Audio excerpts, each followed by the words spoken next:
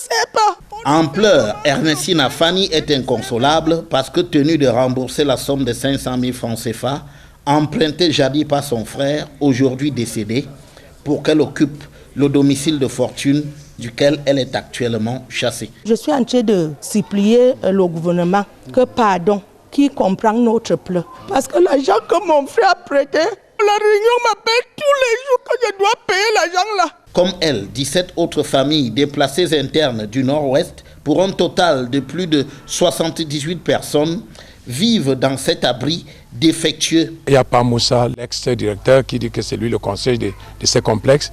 Et il y a un certain monsieur qui l'appelait Thio, il y a l'autre qu'on appelle Emma, il y a l'autre qu'on appelle Timothy, il y a l'autre qu'on appelle le Gros. C'est ces syndicats de gars qui ont utilisé cet espace donc maintenant et ils ont loué donc à eux.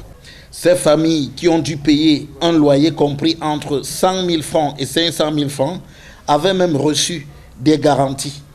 Ils vont construire avec le compte plaqué, ils vont vivre ici jusqu'au jour que la guerre va finir au Nord-Ouest. Et soit au moment qu'un président nouveau va arriver au Cameroun pour essayer de relancer les activités de complexe. Pourtant, depuis lors, ces familles qui vivent dans une promiscuité extrême, avec par exemple un seul WC délabré, ont été menacées à 2 reprises d'être expulsées par ceux qui les y ont logées. Après une convocation à la sous-préfecture de Yaoundé 6, elles se sont entendues dire qu'elles ont jusqu'au 7 mars prochain pour vider les lieux.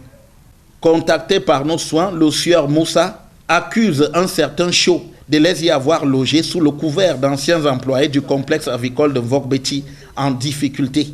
En outre, il ajoute que le ministre de l'administration territoriale a ordonné que la provendérie du complexe avicole de Mvogbeti soit libérée.